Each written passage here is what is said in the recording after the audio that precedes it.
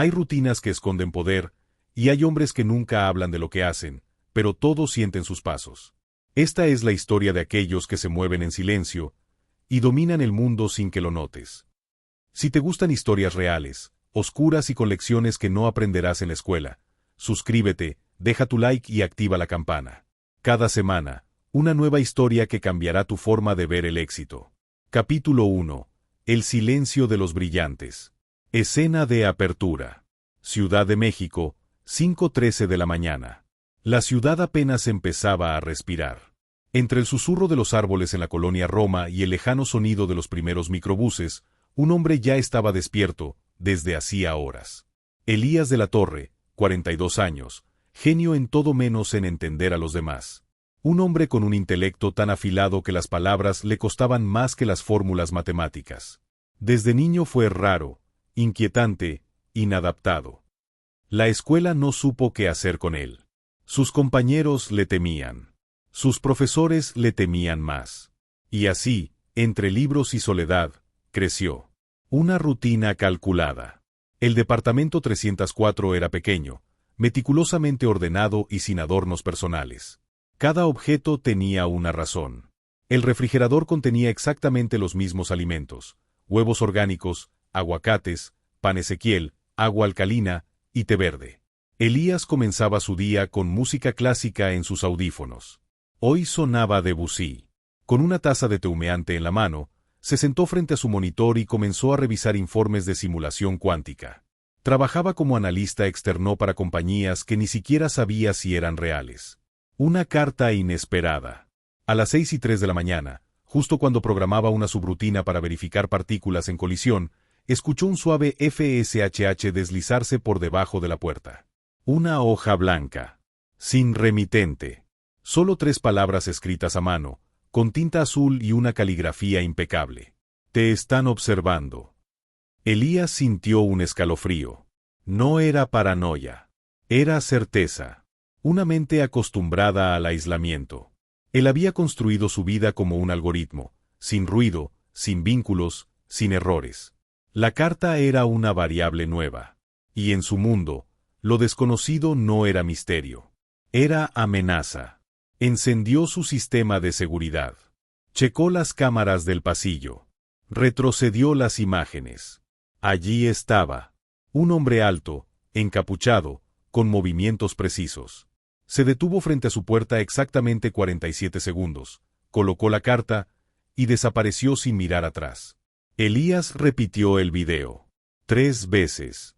Luego lo encriptó, lo almacenó en una unidad física y la escondió dentro de una caja de té. Presentación de personajes secundarios. Lucía Salazar, periodista de investigación. 29 años. Su instinto es más fuerte que su miedo. Está siguiendo la pista de una red secreta de empresas que manipulan desarrollos tecnológicos, y un nombre aparece repetidamente: Elías de la Torre. Marco Vélez es compañero de laboratorio de Elías. Ahora multimillonario gracias a una idea que coincidió con una teoría que Elías le compartió hace 12 años. Tiene miedo de que Elías decida hablar. Y no está dispuesto a arriesgar su imperio. Tomás, el portero del edificio. 67 años. Reservado, amable, pero extremadamente observador. Siempre tiene algo que decir, aunque nunca lo dice todo. Un encuentro incómodo. Esa tarde, Elías decidió salir por primera vez en semanas. Caminó hacia el mercado de Medellín. Mientras compraba aguacates, una mujer tropezó con él. «Perdón», dijo la mujer, alzando la vista. «¿Estás bien?», respondió Elías, con una voz más fría que el acero. La mujer lo miró por un instante más largo de lo normal. Era Lucía. Estaba ahí por él. De regreso al edificio. Tomás lo esperaba en la entrada, con el ceño fruncido. «Señor Elías». «Sí». «¿Recibió usted una carta esta mañana?». Elías lo observó con desconfianza. «¿Por qué pregunta?». Tomás bajó la voz. «Porque no fue el único». Esa noche, mientras analizaba la caligrafía de la carta en su laboratorio casero, una alerta sonó en su sistema. Actividad no autorizada detectada en archivo encriptado. IP desconocida. Nivel de amenaza, crítico. Elías se quedó helado. Alguien había intentado acceder al archivo del video. Y lo más inquietante era que ese sistema ni siquiera estaba conectado a Internet. Capítulo 2. La mente que nunca descansa. Descripción de la escena. Es de madrugada en la ciudad de Guanajuato. Mientras todos duermen, Mateo está despierto en su pequeño taller, rodeado de planos, cuadernos y bocetos de máquinas imposibles. Mateo no dormía como los demás. No porque no pudiera, sino porque su mente nunca lo dejaba descansar. Era como si cada noche una tormenta de ideas llegara y lo obligara a levantarse, a escribir, a probar, a descubrir algo nuevo. A veces, pasaban días enteros en los que solo comía pan con café y vivía entre papel y chispas de soldadura. Sus padres ya no preguntaban. Estaban resignados. Ese niño va a enloquecer con tantas cosas raras, decía su madre bajito mientras le dejaba una taza caliente en la puerta. Pero Mateo no escuchaba. Estaba ocupado construyendo un motor que pudiera funcionar con gravedad. Imposible, le decían. Pero él no conocía esa palabra. Un día, alguien tocó su puerta. Era Abril, la chica de la tienda de electrónica. Tenía 21 años y conocía todos los componentes de memoria. Mateo, ¿otra vez quemaste la tarjeta de circuito? Este es el tercer transistor que me pides esta semana. Lo sé, pero ya casi queda, respondió él, con ojeras y una chispa de emoción en la mirada. Abril se quedó mirando su mesa llena de garabatos, cables y engranes. ¿Y todo esto, para qué es? Estoy tratando de construir una máquina que prediga patrones de comportamiento humano usando movimientos oculares. ¿Y eso para qué sirve? Mateo sonrió. Para entender por qué la gente miente, incluso cuando dicen que te aman. Esa frase la dejó en silencio. Abril no sabía si reír, llorar o salir corriendo. Pero algo en ella se removió. Sabía que Mateo era diferente. Y, por primera vez, no se sintió ridículo diciéndolo en voz alta. Abril no lo juzgó. Le ofreció ayuda. Si me enseñas a leer tus planos, tal vez pueda ayudarte con las conexiones. ¿De verdad? ¿Tú quieres ayudarme? Sí. Pero solo si tú me ayudas con mi tesis. No entiendo nada de algoritmos. Un trato. Una alianza. Una luz inesperada en la soledad de Mateo. Pero no todo el mundo veía esa luz. Cuando Mateo presentó su idea en la universidad, el comité lo miró con escepticismo. Esto no tiene aplicación práctica, dijo uno. ¿Por qué no haces algo más tradicional? Algo que puedas vender. Porque no quiero vender, quiero cambiar la forma en que pensamos. Mateo salió con los labios apretados y la mirada fija en el suelo. Afuera lo esperaba Abril. No les gustó, ¿verdad? No. Pero no me importa. No lo hago para gustarles. Ese día, Mateo entendió algo importante. No todos están preparados para ver el mundo como tú lo ves. Y no pasa nada. Los genios no son aquellos que son admirados desde el principio. Son los que resisten ser incomprendidos durante más tiempo que los demás. Final del capítulo. Mientras caminaban juntos hacia el taller, Abril le dijo algo que lo marcaría por años. Tal vez no entiendan lo que haces, pero yo sí veo lo que eres. Un tipo brillante, aunque a veces me asustes. Mateo no respondió, pero en su rostro apareció algo que no había tenido en años. Una sonrisa. Continúa en el capítulo 3, el precio de ver demasiado. Capítulo 3, el precio de ver más allá. Escena inicial. Era una madrugada silenciosa. Emilio, sentado frente a una pizarra blanca en su estudio improvisado, rodeado de cuadernos, circuitos y fórmulas, no había dormido en 2 días. Afuera, la ciudad dormía, pero su mente estaba más despierta que nunca. Había descubierto algo que podría revolucionar la neurotecnología, pero nadie, absolutamente nadie, parecía entender su visión. Desarrollo emocional y conflictos. Los ojos de Emilio estaban rojos, no por el cansancio físico, sino por la frustración acumulada. En la universidad, sus profesores lo escuchaban con una sonrisa vacía. En su trabajo como asistente de investigación, su supervisor constantemente le decía, no compliques las cosas, Emilio. Haz lo que se te pide y ya. Pero Emilio no era así. Él veía conexiones donde otros veían datos aislados. Captaba patrones de comportamiento humano y respuestas cerebrales en fracciones de segundo. Había diseñado un algoritmo que anticipaba impulsos nerviosos antes de que el cuerpo los ejecutara. Lo había probado en sí mismo, y funcionaba. Diálogo revelador con su hermana. No entiendo por qué no puedes simplemente enfocarte en algo normal, le decía Renata por teléfono. Siempre te estás metiendo en cosas raras, Emilio. Porque lo normal no cambia al mundo, respondió él con voz baja, pero firme. Porque si no lo hago yo, nadie lo hará. Renata suspiró. Ella lo amaba, pero ya estaba cansada de verlo fracasar una y otra vez. Le preocupaba su salud, su aislamiento. Lo invitó a una reunión familiar, pero Emilio la rechazó. No por ego, sino porque sentía que hablar con personas que no lo comprendían lo desgastaba más que cualquier desvelo. Subtrama, la oportunidad ignorada. Días después, Emilio fue invitado por casualidad a una incubadora de startups. Había una competencia de pitches de innovación. Pensó en participar, pero dudó. Estaba harto de que lo miraran como un bicho raro. Terminó asistiendo como espectador. Allí, vio como un joven con menos conocimientos pero mucha labia ganó una beca de $100,000 por una idea similar, simplificada, empacada en PowerPoint. Emilio se quedó helado. No lo envidiaba. Solo se dio cuenta de algo brutal. El mundo no premia al más brillante, sino al que mejor se adapta al juego. Reflexión interna poderosa. Esa noche, solo en su azotea, Emilio vio las luces de la ciudad y pensó: quizá no es que no me entiendan, es que yo nunca aprendí a traducir mi lenguaje para el mundo que me rodea. No era arrogancia. Era tristeza.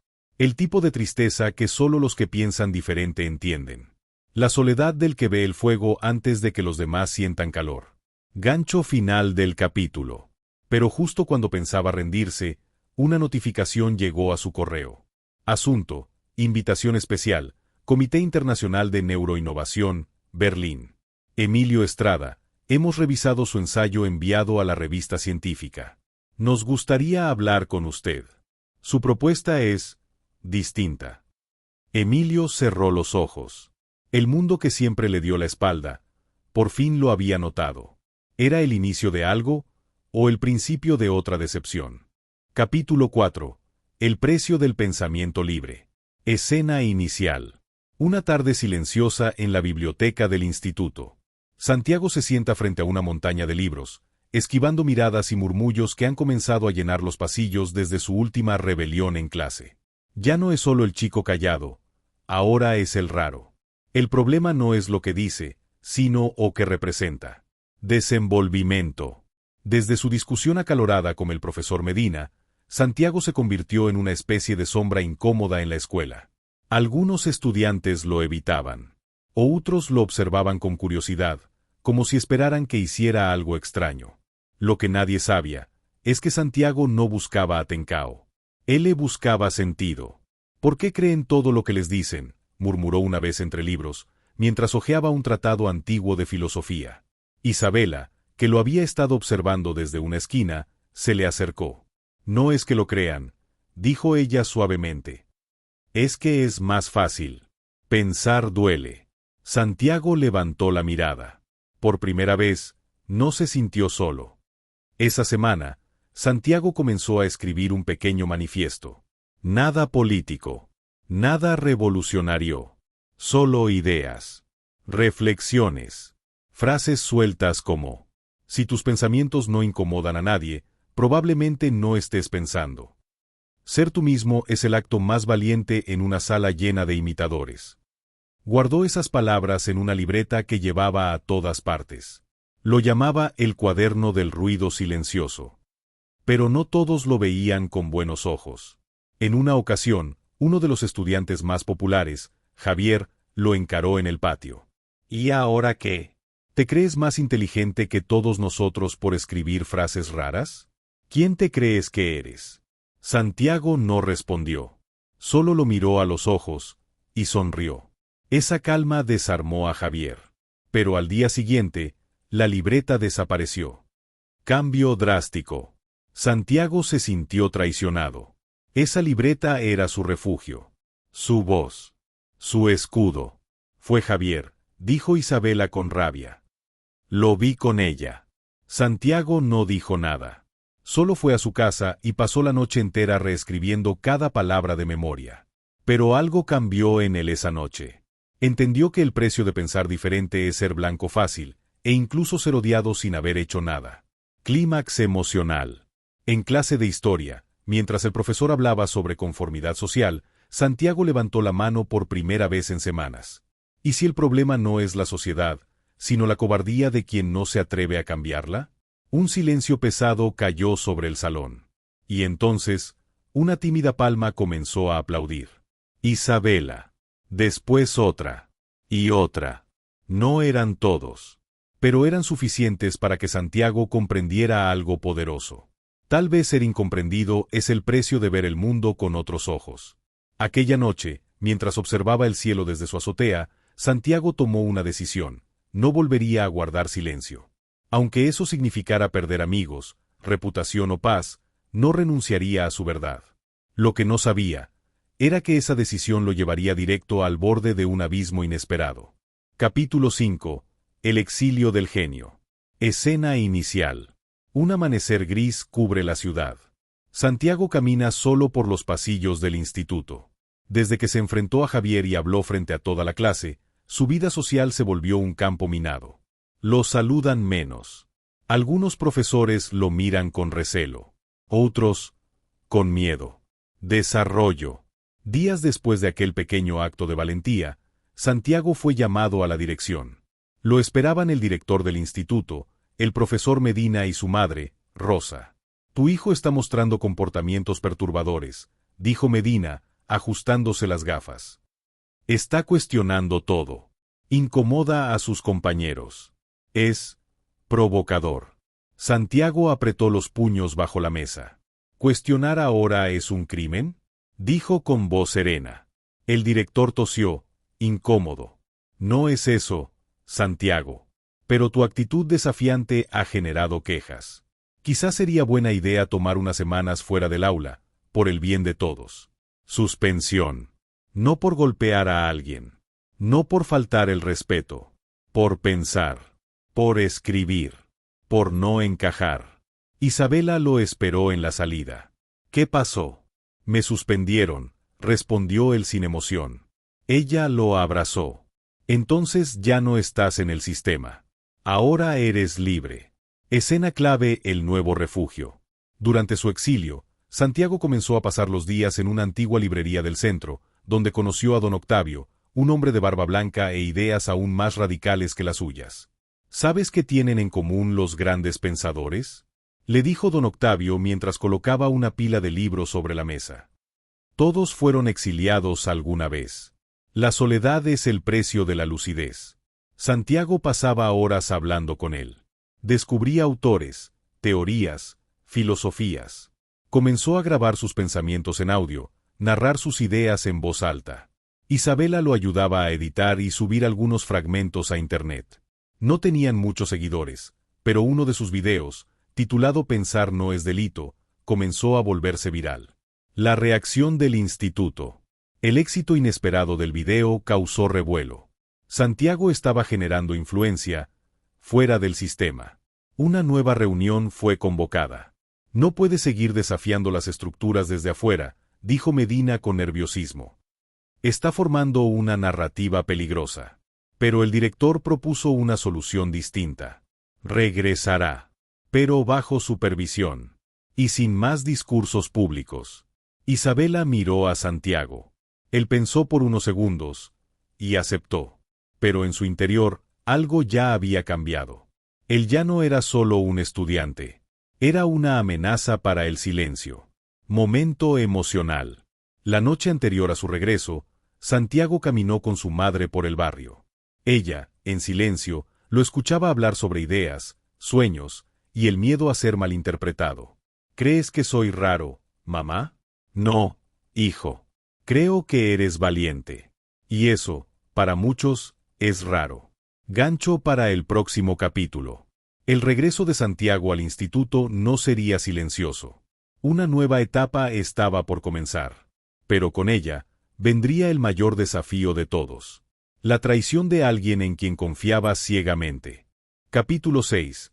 La puñalada invisible. Escena inicial.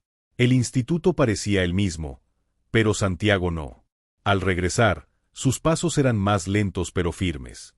Su mirada ya no buscaba aprobación, sino respuestas. Lo habían suspendido, ignorado, expuesto. Pero seguía ahí. Más fuerte. Durante las primeras semanas, el ambiente era tenso. Algunos lo miraban como a un mito, otros como a un virus que había que aislar. Solo Isabela seguía a su lado. Ella había sido su único refugio en los momentos de mayor soledad. A veces hablaban por horas. A veces no decían nada y eso bastaba. Un nuevo proyecto. Un día, el director convocó a Santiago a su oficina. No era una reunión de advertencia esta vez, sino de propuesta. Queremos crear un laboratorio de pensamiento alternativo. Tú serías el líder. ¿Yo? ¿Ahora soy útil? Respondió Santiago, cauto. Tienes ideas. Queremos canalizarlas. Mostrar que esta escuela también valora la libertad intelectual. Isabela no confiaba. Suena demasiado conveniente. Quieren tenerte controlado. Pero Santiago veía una oportunidad, crear algo que realmente hiciera eco. Accedió, con una condición, elegir a su equipo. Eligió a los rechazados, los que pensaban diferente, los que nunca levantaban la mano por miedo a equivocarse. La traición silenciosa. Entre los elegidos, estaba Álvaro, un alumno reservado, con una habilidad sorprendente para las matemáticas y el diseño lógico. Santiago creyó ver en él una mente aliada, otro genio en las sombras. Durante semanas, el grupo trabajó intensamente. Desarrollaban un manifiesto, un software de educación libre, y preparaban una charla abierta para toda la comunidad académica. Pero una noche, mientras editaban documentos en línea, Santiago notó algo extraño. Ciertas ideas del grupo ya estaban publicadas, bajo otro nombre. Álvaro. El manifiesto, los esquemas, incluso frases que él mismo había escrito junto a Isabela, ahora estaban en una página web personal de Álvaro, anunciándose como el autor y creador del proyecto. Incluso había dado una entrevista a un medio local. Santiago sintió que le arrancaban algo del alma. No por el robo en sí, sino porque lo había confiado todo. Una vez más, era incomprendido. Esta vez, por alguien que se suponía como él. Enfrentamiento. Lo buscó en el aula. ¿Por qué lo hiciste? Preguntó con la voz tensa, pero controlada. Porque tú solo piensas. Yo ejecuto. El mundo no premia la verdad, Santiago. Premia al que la publica primero. No se trata de fama. Claro que no. Tú todavía crees en eso. Pero mientras tú sigues esperando que te entiendan, otros estamos actuando. Fue un golpe más duro que cualquier suspensión. Isabela, la constante. Siempre habrá quienes se aprovechen de los genios, le dijo Isabela mientras caminaban por el parque. Porque creen que son lentos. Que dudan demasiado. ¿Y tú qué crees? Creo que tú no estás solo. No mientras yo esté aquí. Pero necesitas entender que el dolor no te hace especial. Lo que haces con él, eso sí. El final del capítulo. Santiago no respondió. Pero al llegar a casa, comenzó a escribir un nuevo manifiesto. No sería solo para el instituto. Sería para el mundo. Y esta vez, nadie lo robaría. Porque él mismo lo defendería. Con ideas y con acción. La venganza del genio no sería silenciosa. Santiago estaba a punto de mostrar al mundo que un marginado podía liderar una revolución. Y no necesitaba aprobación para hacerlo. Capítulo 7. La voz del olvidado. Escena inicial. Era una noche silenciosa en Ciudad de México. Desde la ventana de su cuarto, Santiago observaba las luces de la ciudad como si cada una fuera un juicio. Sabía que el día siguiente no sería como los demás. El auditorio del instituto estaría lleno. No solo estudiantes, también docentes, medios locales y padres. Todos habían sido invitados por la dirección para presenciar el talento emergente del laboratorio. Pero Santiago tenía otro plan. Preparación en la sombra. Con la ayuda de Isabela y dos compañeros leales, Santiago había trabajado en un manifiesto paralelo.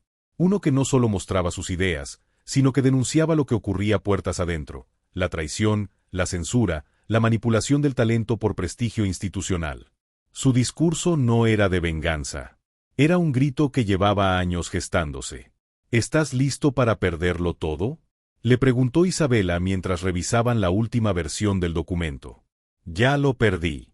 Pero esto es lo único que me queda por decir. El auditorio. El día llegó. El auditorio, decorado con banderines y pantallas, parecía preparado para una celebración. Álvaro estaba en el escenario, mostrando los avances del laboratorio. Sonreía. Daba entrevistas. Citaba a autores que ni había leído. Santiago observaba desde el fondo, con el manifiesto en mano. Esperó su momento. Y cuando el director lo llamó como invitado de honor, caminó hacia el escenario con pasos lentos, la mirada fija. Tomó el micrófono. Gracias por este espacio. Pero hoy no vengo a hablar de logros. Vengo a hablar de lo que nadie quiere escuchar. El discurso. Durante 8 minutos, Santiago leyó el manifiesto. Denunció el robo intelectual.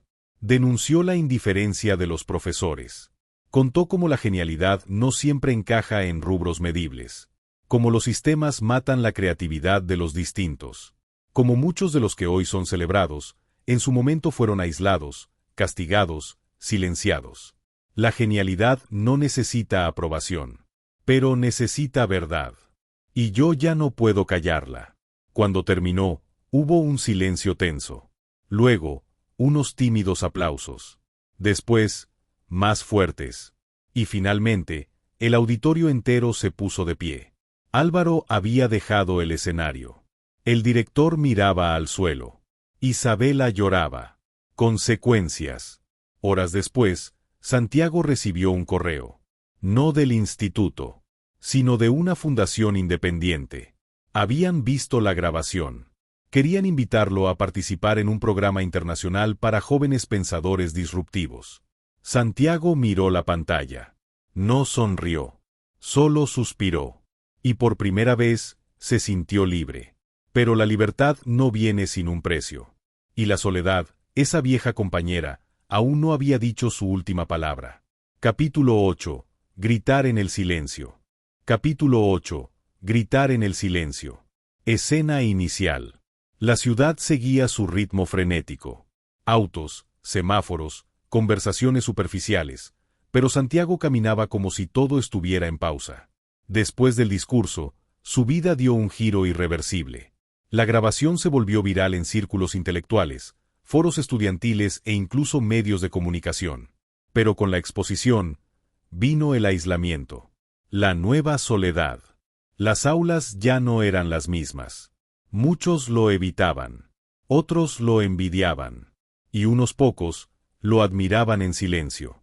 Isabela seguía a su lado, aunque con distancia emocional. Lograste lo que nadie se atrevió a hacer, le dijo una tarde. Pero ahora, ¿qué sigue? Santiago no tenía respuesta. La fundación que lo contactó le ofrecía ir a Berlín por un año. Un programa intensivo de pensamiento crítico, filosofía y desarrollo de proyectos para mentes brillantes. Era su oportunidad. Pero también, una partida definitiva. Visita inesperada. Antes de tomar su decisión, recibió una visita inesperada, el padre de Álvaro, don Ernesto. Un hombre severo, de traje impecable y voz grave. Santiago, mi hijo cometió errores. No lo justifico. Pero tú hiciste algo que muy pocos tienen el valor de hacer. Viniste de abajo y alzaste la voz. No quería venganza, respondió Santiago. Solo justicia. ¿Y sabes qué hacen los genios con justicia? La convierten en legado. No pierdas eso. La decisión. Esa noche, Santiago caminó solo por el parque donde solía sentarse de niño con su libreta. Recordó los días en los que nadie lo comprendía. Las madrugadas escribiendo sin rumbo. Las veces que pensó en rendirse. Y se dio cuenta de algo. La genialidad no es una luz para exhibirse.